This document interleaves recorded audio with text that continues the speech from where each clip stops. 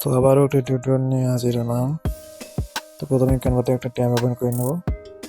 নেওয়ার পর আমরা ট্যাবটার কালারটা চেঞ্জ করে নেব। তো ব্যাকগ্রাউন্ড কালারটা আমরা চেঞ্জ করে নিলাম। তো আমরা এই কালারটাকে সিলেক্ট করে নিলাম। সিলেক্ট করার পর আমরা পিন্টারেস্ট থেকে একটা ছবি নেব, যেটা এডিট করব।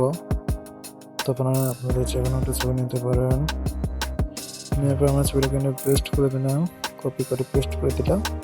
তারপর ছবিটাকে সাইজে বড় করে দিলাম এবং ছবিটি আরেকটা ডুপ্লিকেট কপি করে নেব। ছবিটাকে আমরা বড় করে সাইজ করে বসিয়ে দেওয়ার পর একটা ডুপ্লিকেট কপি করে নিলাম। এরপর সেটিকেও আরেক জায়গায় বসিয়ে দিলাম। তো বসানোর পর এরপর আমরা আসল কাজগুলো করবো। দেখেন ছবি দুটো খুব সুন্দরভাবে বসে গেছে। তো আমরা একটি ছবির বিজি রিমুভে ক্লিক করে সেটা ব্যাকগ্রাউন্ড রিমুভ করে দেবো।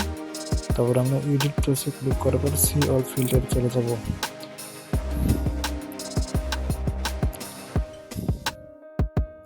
সি অল ফিল্টারে চলে যাওয়ার পর দেখুন এখানে নিম্বাস যে ফিল্টারটা সেটা সিলেক্ট করলাম। দেখুন সুন্দরভাবে ছবিটির কালার পরিবর্তন হয়েছে। তারপর আমরা রেট্রো ফিল্টারটা একটু অ্যাড করে দেখবো। তো আমরা নয়ের ফিল্টারটা অ্যাড করে দেখলাম। তারপর আমরা ইন ফিল্টারটা অ্যাড করে দেখলাম। তো দেখুন ছবি দুটো কিন্তু সুন্দরভাবে এডিট হয়ে গেছে। তো আপনারা কিন্তু এইভাবে ছবিটি এডিট করতে পারবেন আপনাদের ছবিগুলোকে। তো এবার আমরা এই ছবিটিকে ফ্লিপ করে নেব, যেটা ব্যাকগ্রাউন্ড করেছিলাম। ফ্লিপ করে নিলাম, দেখুন সুন্দরভাবে একটা আউটলুক হয়েছে। আপনারা যে কোনো প্রফেশনালভাবে ছবি এডিট করতে পারবেন। তো এখন আমরা এই ছবিটাকে আমার এডিট অপশানে ক্লিক করার পর এখানে দেখুন বিভিন্ন ধরনের টুলস রয়েছে। আপনারা বিভিন্ন ধরনের টুলস ব্যবহার করতে পারবেন।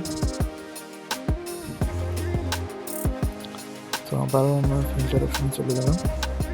ফিল্টার অপশানে যাওয়ার পর ফ্লিন্ট ফিল্টারটা, তারপর ব্লেন্ডার ফিল্টারটা সিলেক্ট করলাম, যেটা ব্যাকগ্রাউন্ড ইউজ করেছিলাম সেই ছবিটির জন্য। তো ধন্যবাদ, আজকের মতো এখানেই। চ্যানেলটিকে সাবস্ক্রাইব করে বসে থাকুন। ধন্যবাদ।